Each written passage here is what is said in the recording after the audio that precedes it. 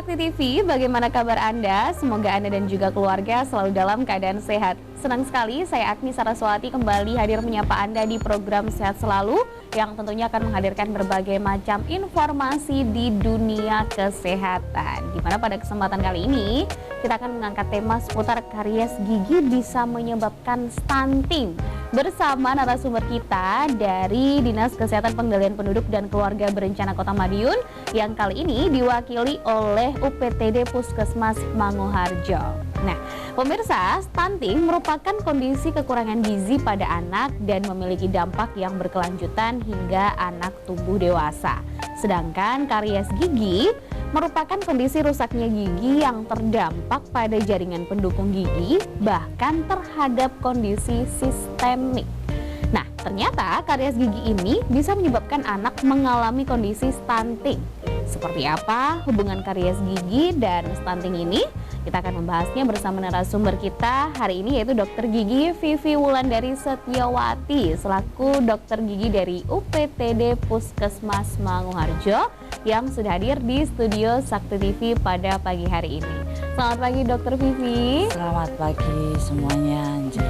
Gimana kabarnya dokter? Alhamdulillah sehat. Alhamdulillah sehat. Bahagia selalu. Ada tambahannya, bahagia selalu. Amin. Harus itu.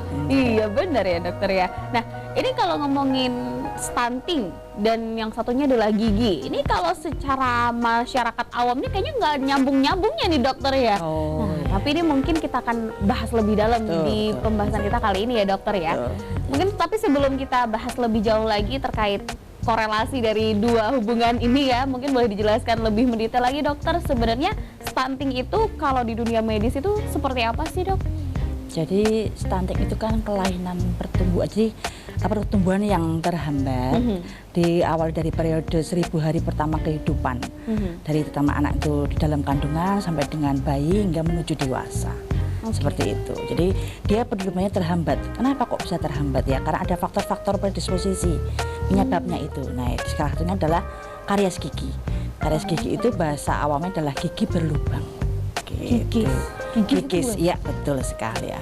Oke. Gitu. Oh, stunting itu seperti tadi sudah dijelaskan dokter, tapi ada banyak faktornya. Ada banyak faktornya. Nah, salah satu penyebabnya adalah dari karies gigi tersebut. Oke. Nah, mungkin boleh dijelaskan lebih detail lagi dokter, penyebab stunting ini apa aja sih dokter? Penyebabnya banyak sekali, jadi karena ada pola pengasuhan yang salah ya. Awal mulanya jadi orang tua salah pengasuhan. Seperti begini.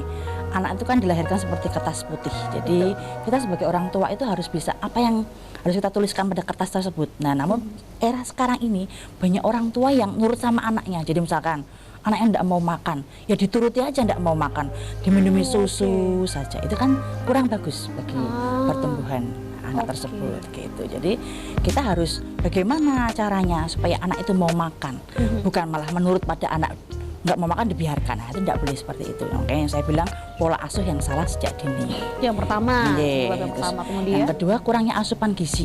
Nah, sekarang itu kan banyak sekali anak-anak yang menyukai makanan yang manis-manis, tinggi gula. Nah, sementara yang bagus bagi pertumbuhan itu adalah makanan yang gizi seimbang atau padat gizi, asupan nutrisinya penuh. Jadi ada karbohidrat, ada protein, ada serat yang dari sayuran, buah-buahan. Nah, anak sekarang jarang mau nasi, ndak maunya chickennya aja.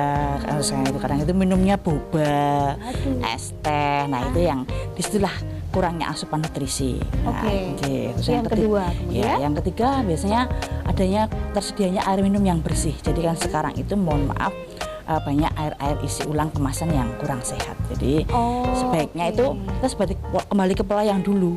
Air itu ya harus direbus matang. Jadi untuk bayi apalagi jangan sampai menggunakan air isi ulang gitu. Nah, itu kan kurang baik gitu. Tapi karena kan mikirnya ya gampang itu tadi. Nah, itu cari yang praktis itu ternyata yang praktis nggak selalu baik, tidak selalu baik begitu. Ini poin yang keempat, yang praktis belum tentu selalu baik ya dokter ya. Apakah mungkin ada tambahan lagi dokter untuk penyebab dari ini stunting? yang paling jarang terjadi adalah tidak terlaksananya program pemerintah seperti program ANC terpadu, terus postnatal itu pada desa-desa terpencil ya. Jadi kalau Kota Madiun ini alhamdulillah sudah tidak ada hambatan itu. Jadi kita sebagai petugas puskesmas sudah sangat apa istilahnya antisipasinya itu kuat sekali dalam program stunting ini. Jadi di Kota Madiun alhamdulillah itu tidak ada yang istilahnya cukup gencar program-program itu seperti itu. Program-program yang kaitannya untuk mengatasi stunting begitu. Tapi meskipun sudah cukup bagus begitu progresnya ya dokter ya, kan tetap harus dihindari ya dokter Iya ya. betul. Nah itu. Karena kan anak-anak sekarang juga makin banyak. Nanti besok ada yang lahir lagi. Nah itu harus diedukasi kan tetap orang tuanya. Tetap orang tuanya seperti itu. Oke. Jadi kalau misalkan dilihat-lihat dari semua penyebabnya itu ya kembali lagi ke orang tua berarti ya dokter ya. Intinya betul memang adalah peran serta orang tua itu penting sekali karena kan dari 1000 hari pertama kelahiran itu kan yang ngurus orang tuanya terlebih dahulu. Nggak mungkin kan lahir terus diurus kayak puskesmas kan nggak mungkin begitu. Jadi kita hanya pendamping orang tua gitu, peran kita di situ itu. Iya betul. Fungsinya adalah untuk mendampingi. Bukan ngurusin seutuhnya. Iya betul sekali. Kadang konteksnya masyarakat itu keliru di situ. Oh iya. Kok nggak kita sudah mengedukasi, sudah mendampingi. Ya itu harusnya ya peran orang tua itu sangat berperan penting lah. Ya, intinya di situ. Gitu. Karena ya artinya kan ketika anak lahir ke dunia ya kembalikan lagi kan ke orang tua fungsi untuk menjalankan tugasnya sebagai orang tua seperti apa. Nah, tapi kalau misalkan dengan berbagai macam penyebab yang tadi sudah dijelaskan oleh dokter Vivi nih ya, kira-kira kapan sih nih anak-anak itu mulai menunjukkan kondisi atau mungkin dia itu ada gejala stunting gitu, menuju ke stunting gitu misalnya? Jadi gini, kalau periode untuk menampakkan ini stunting apa enggak itu, karena stunting sendiri itu kan indikatornya adalah biasanya perlambatan tumbuh kembang anak ya. Jadi di situ kan dilihat dari tinggi badan. Nek cara orang awam tuh stunting itu cebol atau mohon maaf pendek ya. Jadi tinggi badan anak itu tidak sesuai dengan standar tinggi badan usia tersebut. Jadi biasanya mulai tampak tuh usia 2 tahun. Gitu. Mungkin kalau dari bayi 0 tahun sampai dengan setahun belum begitu tampak gitu. Tapi kalau udah 2 tahun di situ kan bisa terukur, oh tinggi badan anak umur 2 tahun tuh standarnya berapa. Lah ini kok anak ini kok belum mencapai tinggi badan yang standar tersebutnya itu dinamakan stunting. Oke, apakah hanya cukup dengan tinggi badan? Iya, memang rata-rata memang indikatornya seperti itu, tinggi badan. Tinggi badan ya dokter ya. Tapi kalau misalnya dia kayak gejala mungkin kayak tadi nggak mau makan, kayak gitu-gitu, apakah nanti kemudian bisa mempengaruhi tinggi badannya juga? Oh bisa, tentu bisa. Jadi kan tinggi badan itu kan pertumbuhan anak itu kan memang dari berat badan dan tinggi badan. Nah biasanya yang sangat terlihat sekali itu kan kalau stunting itu adalah kok anak ini kok 2 tahun kok kecil sekali, kurus sekali. Nah itu ini pola makannya bagaimana karena gitu. Nah itu makanya disitulah indikatornya tinggi badan dan berat badan, tapi utamanya adalah tinggi badan anak tersebut. Gitu. Artinya ketika dilihat secara kasat mata ini kok anak ini kok sepertinya tingginya tidak normal seperti harus standar pada umumnya gitu ya. Beda dengan ini anak yang akhirnya ditelusuri lagi nih makannya apa, asupan gizinya seperti apa, pola asuhnya bagaimana, begitu ya dokter ya. Kembali lagi ke orang tua pokoknya ya. Nah ini pembahasan di segmen 1 masih seputar stunting. Nanti kan kita bahas lebih dalam seputar karies dan juga stunting ini apa sih hubungannya ya dokter ya di segmen-segmen berikutnya. Jadi untuk pemirsa yang ada di rumah jangan kemana-mana, tetaplah bersama kami di Sehat Selalu.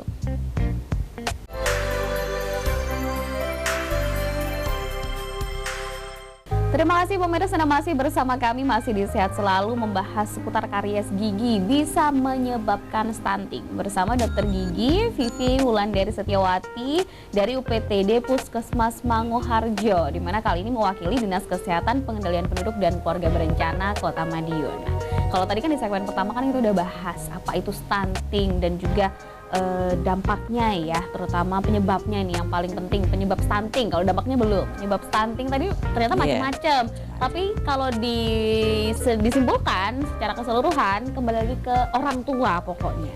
Pola asuhnya, asupan gizinya bagaimana dan lain sebagainya.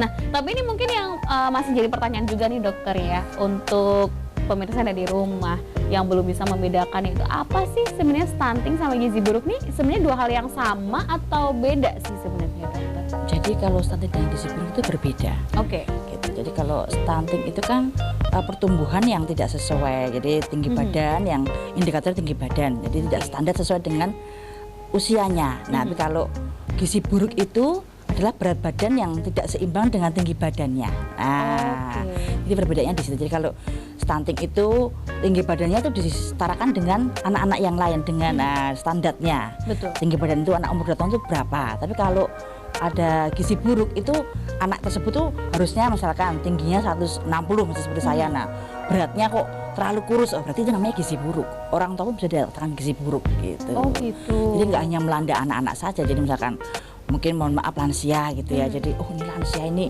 seharusnya kan berat badan orang tua itu kan ada idealnya. Nah ini dengan tinggi badannya terlalu kurus. Nah ini dinamakan gizi buruk. Jadi bisa stunting itu khusus pada anak-anak. Khusus kalau stunting khusus pada anak-anak. Karena Iya. emang tadi yang dokter sampaikan kan di 1000 hari pertama Cuman, iya, ya. cuman. 1000 hari kelahiran anak itulah masa-masa emasnya anak Iya. untuk bisa menunjukkan tumbuh kembang yang baik, itu seperti iya, apa. betul sekali. Yang menentukan Iya. dia stunting atau tidak. Tapi kalau untuk gizi buruk itu bisa terjadi hingga lansia, bahkan sekalipun kalau memang tidak sesuai berat badannya dan lain sebagainya itu bisa dikatakan Gizi buruk, ya, iya, dokter betul, ya. iya. Tuh, jadi nggak cuma untuk anak-anak aja pemirsa. Karena setahu ini mungkin kalau sama aja deh kayaknya gizi buruk sama stunting. Tapi ternyata secara medis itu adalah dua hal yang berbeda ya dokter ya. Nah, kalau untuk dampak dari si stunting ini sendiri, ketika anak mengalami stunting, kira-kira dampaknya tuh apa sih terhadap kesehatan mereka dokter? Banyak sekali. Jadi ada jangka pendek, ada jangka panjang. Jadi Jangka kalau pendeknya ini seperti jangka apa? pendeknya adalah pertumbuhannya tadi ya terhambat. Kemudian kemampuan kognitifnya juga akhirnya juga terganggu. Jadi kan kalau kurangnya asupan gizi jadinya akhirnya jadi lemot gitu. Nah, berpikirnya juga menjadi lambat. Makanya rata-rata anak stunting ini mohon maaf agak lebih istilah EQ-nya atau daya tangkapnya itu lebih rendah dibandingkan anak-anak di usianya gitu. Gitu. Kemudian jangka panjangnya yang lebih parah lagi adalah pada saat nanti dia di dewasa nanti itu kesehatan reproduksinya juga akan lebih cepat menurun gitu dibandingkan dibandingkan anak-anak yang gizinya normal gitu. Kemudian juga mohon maaf karena EQ-nya yang istilahnya daya pikirnya juga daya tangkapnya juga lambat, akhirnya produktivitas dan kinerjanya juga melambat ya gitu. Tidak bisa sat-set. Iya, betul. Jadi cenderung lebih mungkin ya lelet gitu ya. Jadi slowinya itu bukan slowi yang memang dasarnya karakternya santai, bukan. Jadi mikirnya lama gitu. Jadi akhirnya juga mengerjakan PR yang misalnya waktunya iya bisa dikerjakan 15 menit, dia bisa jadi 20, 25 menit. Nah, itu yang nggak disadari orang tua di situ. Secara tidak langsung. Secara tidak langsung. Karena memang itu adalah dampak jangka panjangnya yang nggak dirasakan pada saat itu juga. Tetapi kalau jangka pendeknya adalah seperti dokter sampaikan tadi, pertumbuhan anak langsung kelihatan, langsung terlihat, langsung terhambat pada saat itu di usia-usia yang tadi sudah disampaikan tadi paling nggak di umur 2 tahun ya dokter ya. Umur 2 tahun itu kalau misalnya ini dokter, kalau tadi kan saya sempat bertanya kapan sih kira-kira anak mulai menunjukkan kondisi atau gejala stunting nih? Paling tidak muncul di usia 2 tahun kedua gitu ya, anak umur 2 tahun gitu ya. Tapi kalau misalnya orang tuanya nggak sadar-sadar nih, kira-kira itu gimana tuh dokter? Nah, biasanya kan ada KMS ya. KMS itu apa tuh dokter? Kartu menuju sehat, berarti bayi sampai dengan kan balita itu ada buku merah ya, itu ada KMS-nya, itu ada grafik pertumbuhannya tinggi badan berapa dan dari situ nanti biasanya bidan-bidan itu yang akan memberitahukan, mengedukasi loh. Ini udah umur sekian kok tingginya masih sekian, nanti kan di bawah garis hijau. Itu nanti disitulah dia terus tanya nafsu makannya bagaimana. Nafsu makannya memang susah Bu Bidan, makannya itu hanya mau ikannya aja, kadang satu dua itu sudah, senangnya permen, coklat, dan rata-rata mohon maaf pasti giginya itu habis. Kalau periksa ke poli gigi gitu ya, karena saya perhatikan ini umur berapa tahun Bu. Kalau mau ngeresepi kan kita harus tahu umurnya, berat badannya. Ini umur 2 tahun segini tingginya saya gitu. Kok kecil sekali, makanya susah dok. Nah, sering menemukan seperti itu di poli gigi itu, jadi ternyata orang tua itu tidak sadar gitu. Akhirnya dia baru konsul ke gizi. Tapi udah terlambat ya dok. Sebetulnya kalau masih anak-anak masih bisa diperbaiki. Jadi umur 2 tahun itu tampak masih bisa diperbaiki dengan pola itu tadi, pola makan yang dimasukkan gizi yang jadi orang tua tuh harus memperbaiki pola asuh dan gimana caranya lah supaya anak itu mau makan istilahnya itu yang sehat gitu, asupan nutrisi yang penuh, jadi nggak hanya makanan yang manis-manis aja. Iya, karena makanan manis itu juga nggak baik pemirsa. Nggak cuma untuk anak-anak, untuk orang dewasa pun juga sama. Kalau manisnya tidak terkontrol ya dok ya, jadi itu bisa menjadi penyakit gula. Nah makanya itu. Nah tapi kalau misalkan tadi kan sudah disenggol sama dokter nih seputar gigi berlubang, mungkin boleh dijelaskan lebih mendetail nggak sih dok? Kalau kondisi tadi kan kalau kita bilang ini kan karies ya kalau secara medis ya dok ya. Karies itu sebenarnya seperti apa sih dok? Silahkan. Jadi karies itu kan adalah terjadinya kerusakan jaringan gigi, baik jaringan pendukung maupun kondisi gigi tersebut. Jadi misalnya intinya itu giginya keropos gitu. Itu karena adanya suatu infeksi bakteri di situ terjadi. Nah, bakteri itu kenapa kok datang dan muncul di dalam rongga mulut atau di dalam gigi tersebut? Karena bisa ada sisa-sisa makanan yang tidak bersih dalam pembersihannya. Nah, sisa-sisa terutama makanan-makanan manis itu sangat memicu senangnya bakteri-bakteri tersebut kumpul di dalam kondisi rongga mulut itu. Gitu. Makanya banyak orang tua bilang jangan kebanyakan makan permen nanti gigis. Itu ternyata karena kayak gini, karena kalau nggak dibersihkan dengan bersih dia akan meninggalkan bekas-bekas itu, sisa-sisa permen. Dan itu disukain sama si bakteri yang bikin gigi gigis ya dok ya. Betul sekali. Oke, tuh pemirsa.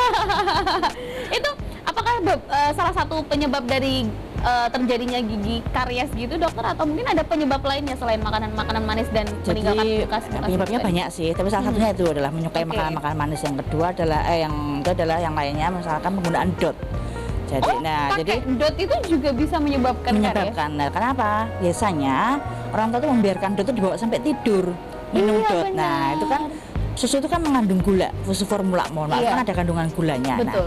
Kandungan gula yang tertinggal terakumulasi dalam plak di lidah, di gigi akan menimbulkan karies gigi gitu kalau nggak dibersihkan. Makanya biasanya kan bayi-bayi itu juga harus disikat giginya gitu. Kalau udah mulai tumbuh gigi itu harus ada sikat yang dimasukkan ke dalam jari. Sekarang juga udah mulai banyak sekali gitu. Dan pasta giginya juga ada yang khusus bayi juga banyak sekarang gitu. Tinggal bagaimana kepekaan orang tua aja sih. Lagi-lagi memang orang tua tuh peran penting sekali. Benar, kan nggak mungkin ya bayi sekian bulan mau muncul gigi terus dia check out di online untuk beli sikat gigi sama pasta giginya, kan nggak mungkin ya dok. Jadi harus kepekaan orang tua. Berarti gini, itu penyebabnya adalah salah satunya juga ada DOT itu tadi, suka makan makanan manis. Kemudian ada lagi apa dokter? Tidak dibersihkan, jadi tidak disikat. Tidak dibersihkan giginya. Ada lagi? Ya biasanya yang paling itu adalah orang tua tuh nggak sadar diri untuk periksa ke dokter. Jadi kalau sudah besar anaknya itu sebaiknya dilakukan pemeriksaan berkala 6 bulan sekali ke puskesmas, ke dokter gigi itu. Itu kalau misalkan sudah umur 2 tahun. Kalau sudah umur 2 tahun paling tidak memiliki kebiasaan 6 bulan sekali. Kontrol ke dokter gigi. Toh sekarang dokter gigi ada di puskesmas. Jadi kan nggak perlu banyak rumah sakit ya dok ya. Juga sekarang kan klinik-klinik juga banyak dokter gigi, poligiginya semua ada dokter gigi. Jadi nggak ada alasan untuk tidak ke poli gigi, tidak untuk periksa ke dokter gitu, nggak ada alasan dong pemirsa. Oke. Nah ini kayaknya yang poin terakhir ini kayaknya yang paling minus sih. Benar nggak sih dok? Pasti itu jarang banget dilakukan sama orang tua di rumah. Padahal kalau baru udah bengkak, sampai besar pipinya, anaknya sakit nangis baru dibawa. Iya dok ya. Rata-rata pasti gitu. Iya, datangnya dalam kondisi yang sudah parah-parah begitu, jadi jarang yang dok mau nempel. Gitu, ada gitu dok ya. Jadi kalau nunggu anaknya nangis dulu, nggak tidur semalaman nangis, pipinya abuk, wah itu. Itu biasanya umur berapa dok rentan kayak gitu? Yang sering dibawa, mungkin yang sering datang ke puskesmas umur berapa itu? Pasien yang saya temui itu umur 1,5 tahun udah ada yang seperti itu. 1,5 tahun? Iya, 1 tahun pun juga ada yang sering sekali. Jadi tadi karena ini kok putih semua lidahnya, giginya loh. Minum susu formula dok lah itu. Ternyata DOT lagi. Nanti akan kita bahas lebih lanjut di segmen berikutnya ya dokter ya. Jadi untuk pemirsa yang ada di rumah jangan kemana-mana, tetaplah bersama kami di Sehat Selalu.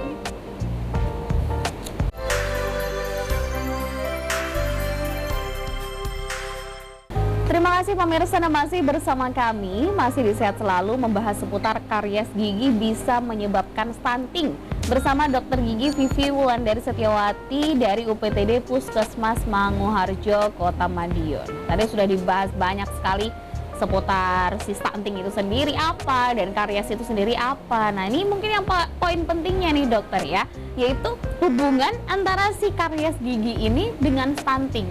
Itu bagaimana itu, Dok? Nah, jadi begini, hubungannya itu saling timbal balik. Jadi kalau keadaan karies gigi atau gigi berlubang itu nggak dirawat, karena jadi gigis. Iya, betul. Nah, kalau gigi gigis itu otomatis kan juga mengganggu proses makan.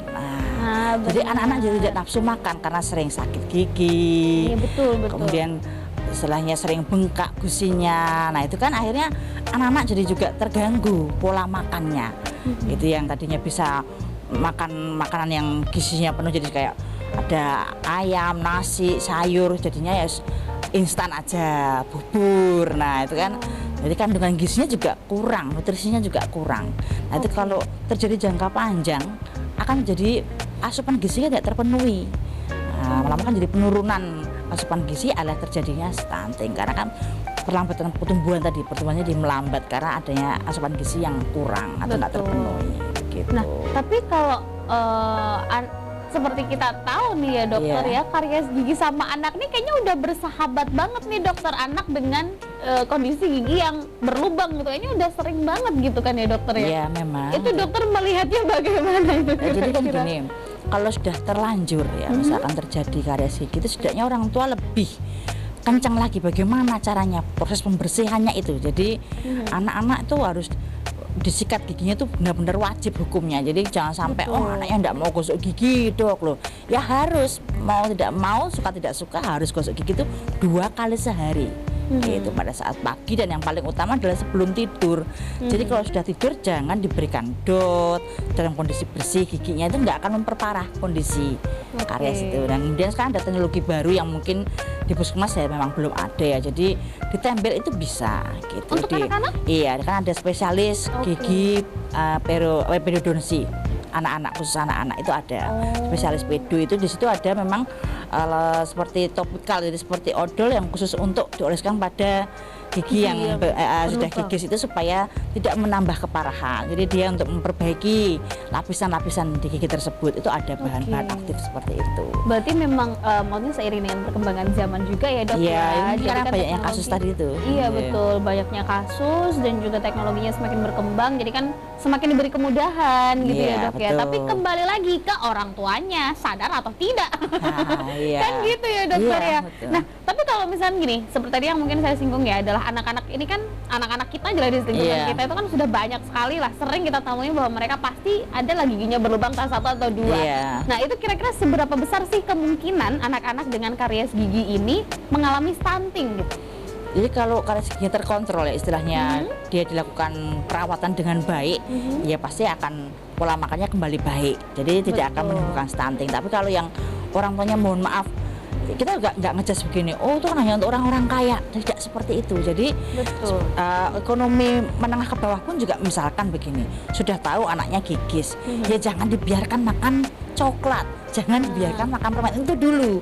Jadi begitu ya, bisa diganti dengan bisa dikendalikan. Iya, gitu ya, diganti dengan misalkan yang lebih sehat, buah-buahan. Iya, yang sudah ada kandungan manisnya juga.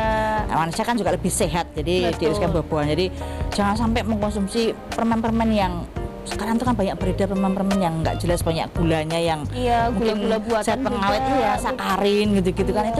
Itu dulu orang tua tuh harus protektif itu dulu. Jadi karena saya sampaikan kepada pasien-pasien saya itu gini-gini, misalkan, dok lo kan saya itu kerja di rumah sama mbahnya, nah itu iya benar dok, itu yang sering kali itu pasti jadi salah satu faktor pendukung. Iya, mbahnya itu pokoknya menang dok. Nah terus jadi membiarkannya ya sudah, dibiarkan, jangan seperti itu. Sebagai seorang ibu ya sudah, mbah tak sanggup dengan mengurangi uang saku aja. Jadi anaknya mau nangis gulung kuming ya kita harus yang kuat-kuat aja, lu gak diwei duit ibumu misalkan gitu. Nah kan nggak jajan, akhirnya mengurangi itu dulu. Jadi selain itu, jadi kedua adalah ke puskesmas dulu. Jadi kalau dia ke puskesmas kan ada penanganan tindak lanjut. Betul, ada pemeriksaan juga, diantarkan mbahnya. Kalau nggak bisa ibunya ngantarkan ya diantarkan mbahnya itu tadi. Kan ibunya kerja, jangan sampai nunggu saya libur ya selak parah kondisinya. Benar. Jadi kadang-kadang disitulah peran serta orang tua tuh yang harus aktif, menurut saya itu seperti itu. Kalau orang tua tidak aktif, kita ya nyorong-nyorong bagaimana mau masa kita door to door ke rumah-rumah kan enggak mungkin. Dokter gigi kan alatnya kan di puskesmas gitu. Kita hanya bisa edukasi di posyandu, mohon maaf kita sering edukasi. Bu, kalau giginya gigis, satu hal yang pertama adalah jangan dikasih permen dan coklat. Artinya yang manis-manis. Sering-sering iya kalau dia sudah kenyang, mohon maaf. Pasti kan dia nggak akan kemil. Bener. Pasti dia makannya kurang, kasih yang kenyang dan bergizi.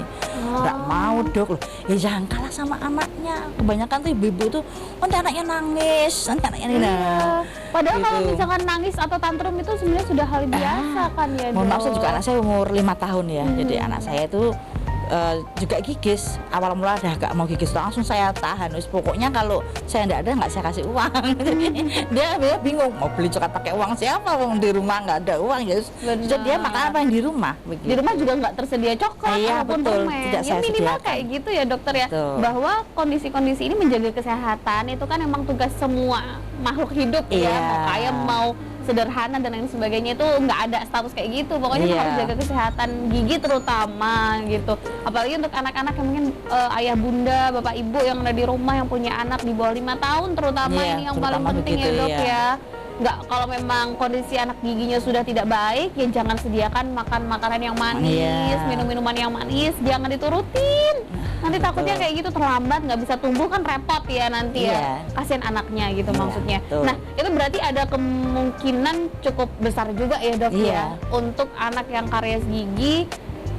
Kemudian dia bisa menyebabkan dia stunting gitu ya, kalau memang tidak teratasi dengan baik. Nah berarti nggak ada kata terlambat dong ya dok untuk mengobati si gigi ini. Iya betul.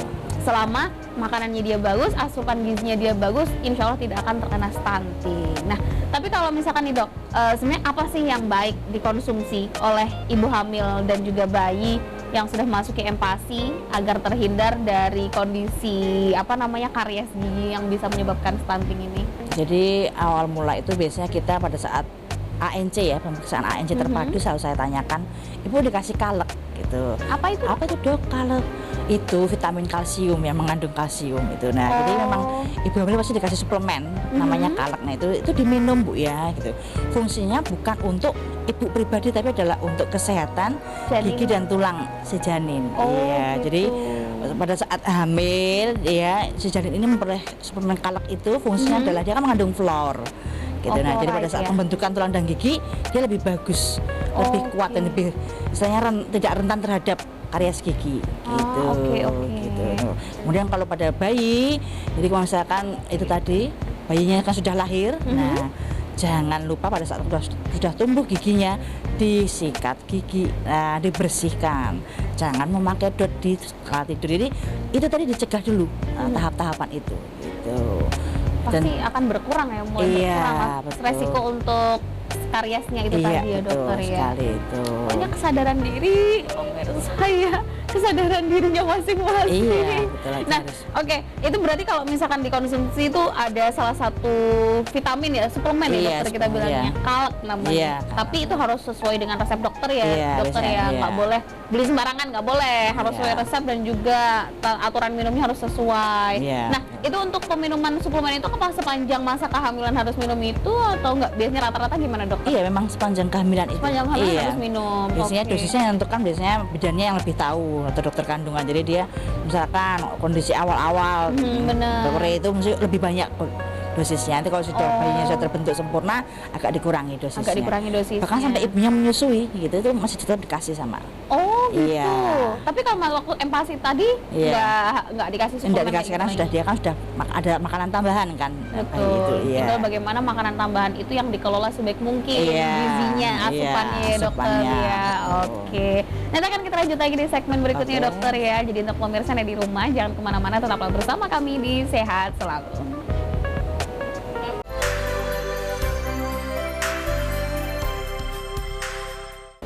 Terima kasih pemirsa masih bersama kami, masih menyaksikan Sehat Selalu, membahas seputar karies gigi bisa menyebabkan stunting bersama narasumber dari Dinas Kesehatan, Pengendalian Penduduk dan Keluarga Berencana Kota Madiun, di mana kali ini diwakili oleh Dokter Gigi UPTD Puskesmas Manguharjo, yaitu Dokter Gigi Vivi Wulandari Setiawati. Nah, tadi itu udah banyak sekali pembahasan yang kita obrolin bersama dokter ya. apa itu karies, stunting dan juga hubungannya nih. Tapi yang mungkin juga pasti bikin penasaran pemirsa dari rumah nih dokter. Sebenarnya karies ini bisa dicegah nggak sih, atau mungkin ada nggak cara untuk mencegah si karies ini? Gimana dokter? Ya itu tadi, jadi pencegahan karies itu sebetulnya sejak awal itu dengan pertama adalah tidak banyak mengkonsumsi makanan yang mengandung tinggi gula. Oke. Manis-manis kayak permen, coklat itu. Jadi kalau bisa ya, jadi memang agak sulit, tapi sebaiknya itu jangan diberikan dulu.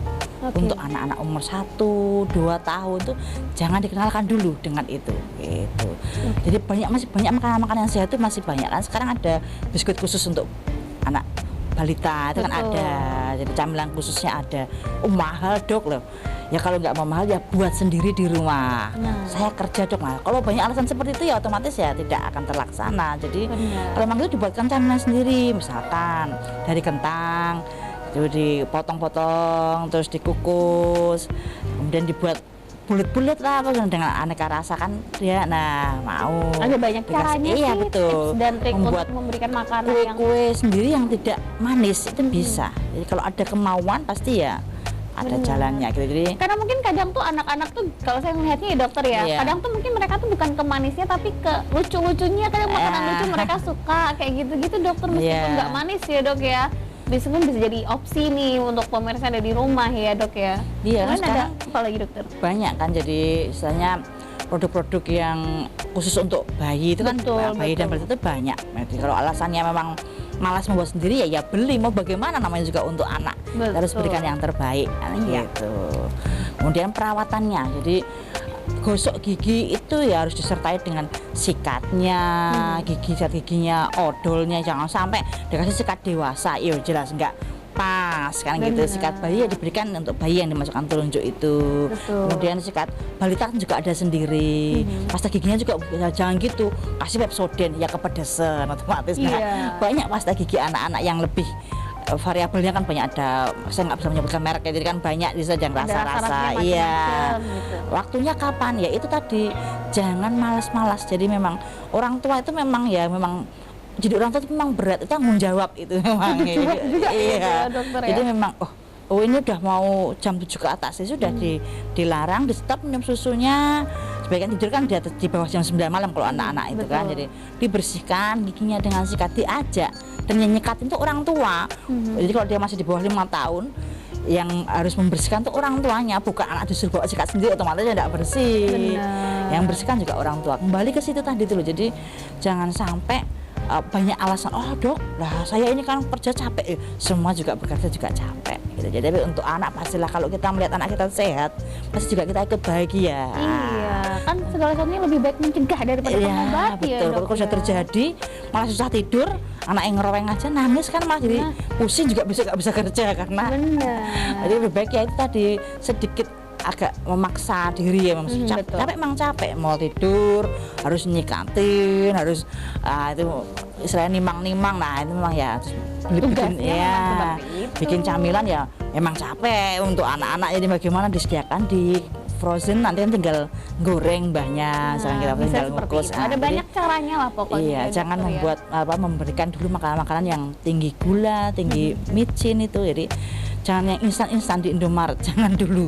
Sebaiknya dikurangi, di bawah 5 tahun itu dikurangi dulu. Pasti karies gigi itu juga akan tidak terjadi kalau nggak ada faktor pendukungnya. Tapi nah ini kan kalau faktor pendukungnya kan mungkin kalau saya perhatikan dari tadi itu kan adalah faktor asupan gizi, makanan dan lain sebagainya. Gitu. Tapi ada nggak sih dok yang karies tapi disebabkan karena hormon? Ada nggak sih? Kalau hormon nggak ada.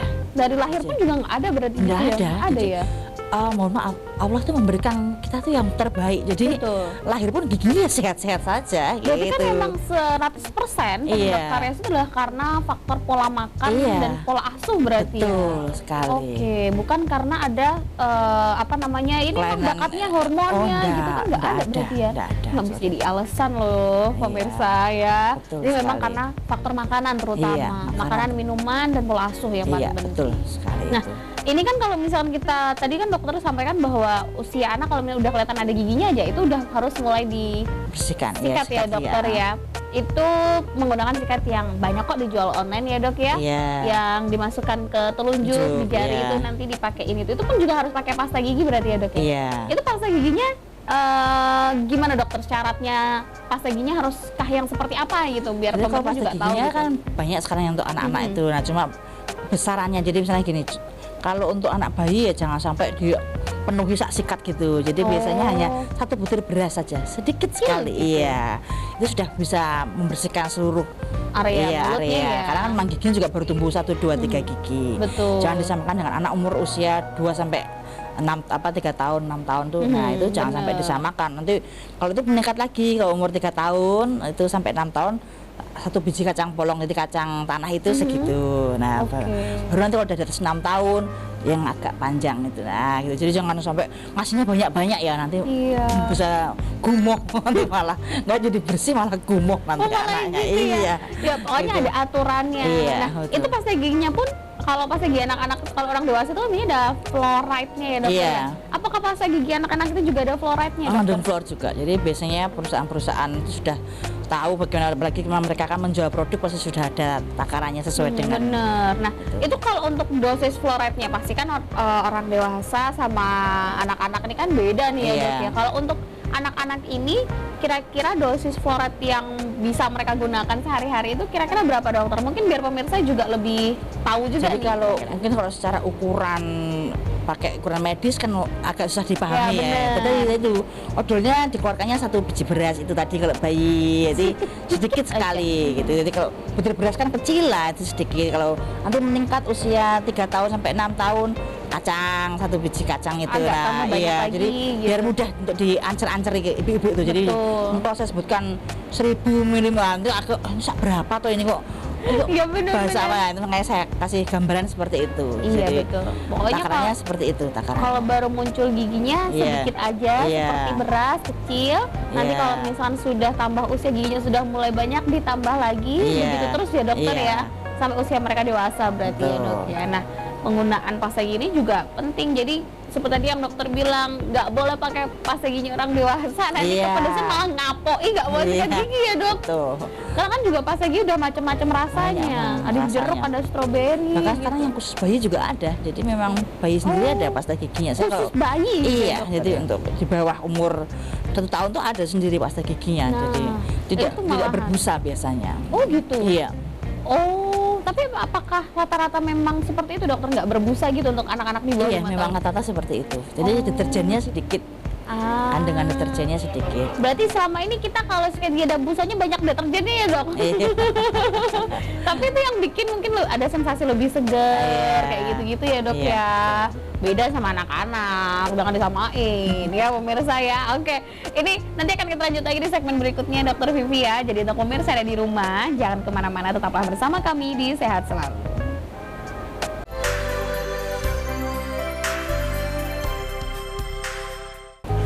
Terima kasih pemirsa, Anda masih bersama kami, masih menyaksikan Sehat Selalu, membahas seputar karies gigi bisa menyebabkan stunting bersama Dokter Gigi Vivi Wulandari Setiawati dari UPTD Puskesmas Manguharjo. Di mana pada kesempatan kali ini Dokter Vivi mewakili Dinas Kesehatan Pengendalian Penduduk dan Keluarga Berencana Kota Madiun. Nah, sudah banyak tadi ya dokter informasinya. Semoga pemirsa menyimak ya. Kalau tidak menyimak di episode sebelum-sebelumnya lupa itu di-setel lagi, dinyalain lagi ya, boleh ditonton di YouTube juga bisa gitu.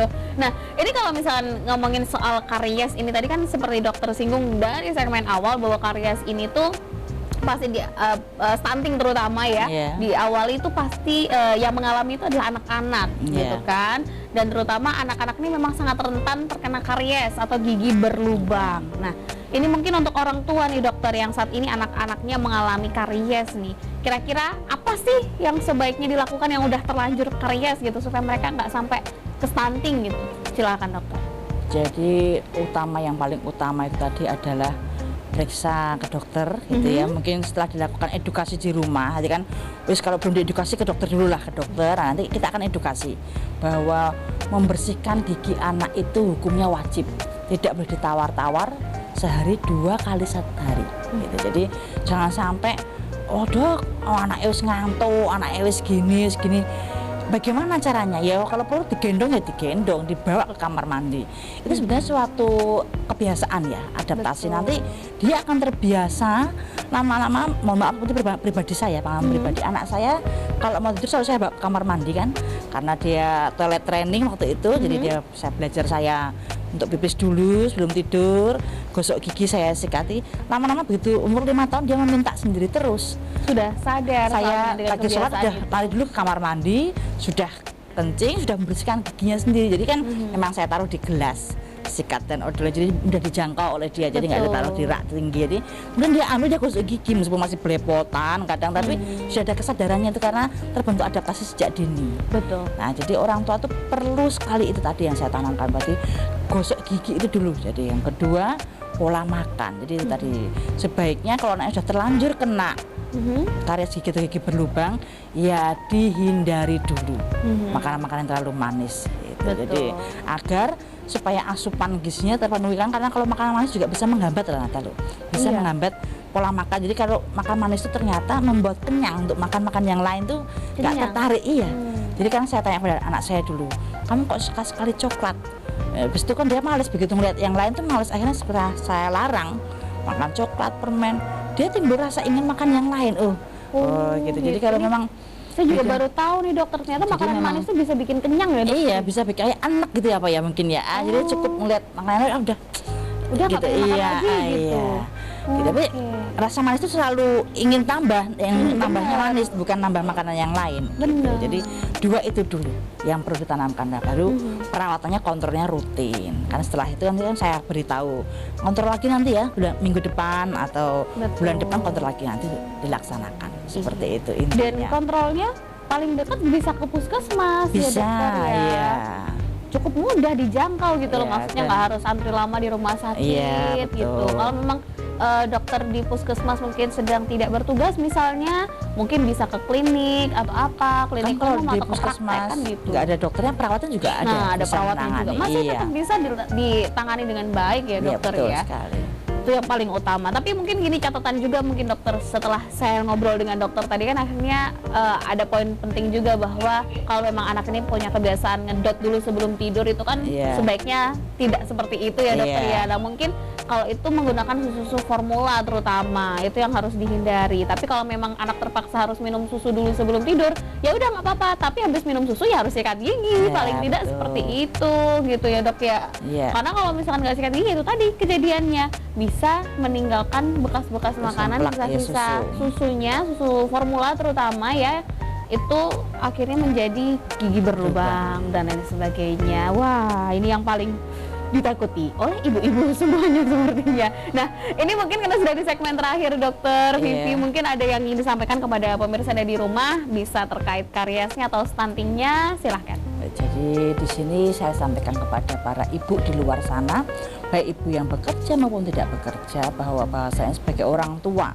atau seorang ibu adalah tanggung jawab yang penting bagi kita untuk merawat kesehatan anak-anaknya, baik kesehatan giginya maupun kesehatan badannya. Jadi tanggung jawab itu tidak boleh kita lupakan ataupun kita ada istilahnya ada kita limpahkan kepada pembantu ataupun eyangnya, tuh jangan sampai seperti itu. Jadi peran orang tua itu intinya sangat penting atau berpengaruh bagi kesehatan anak. Itu saja pesan saya. Oke, pesannya langsung dari dokter gigi ya. Jadi harus diperhatikan betul-betul, harus dijalani kalau bisa. Udah nggak ada alasan lagi deh pokoknya ya dokter Iya. ya. Nanti kalau memang ada kendala terkait dengan kondisi kesehatan giginya, bisa langsung datang ke puskesmas terdekat ataupun ke rumah sakit. Kalau bisa ke puskesmas masih di jam kerja ya sudah datang saja ya dokter Iya, ya. betul. Dan terutama mungkin ini mungkin nggak cuma anak-anak aja ya dokter ya, orang dewasa, remaja, lansia pun kalau ada permasalahan gigi boleh langsung datang ya Bisa, dok ya. di jam kerjanya, iya. Di jam kerja dokternya. Ini sebagai pengingat juga untuk pemirsa dari rumah. Dan juga saya mengucapkan terima kasih banyak Dokter Vivi sudah hadir di Sama-sama, studio Sakti TV, iya. sudah berbagi kepada pemirsa di rumah. Titip salam mungkin untuk teman-teman yang ada di Puskesmas Manguharjo ya dokter ya. Sama-sama. Semoga semuanya sehat. Alhamdulillah. Dan juga saya Agni Saraswati bersama Dokter Vivi serta seluruh kru yang bertugas pamit undur diri. Terima kasih banyak atas kebersamaan pemirsa di rumah. Selamat beraktivitas, selamat berkumpul bersama keluarga. Selamat pagi dan sampai jumpa.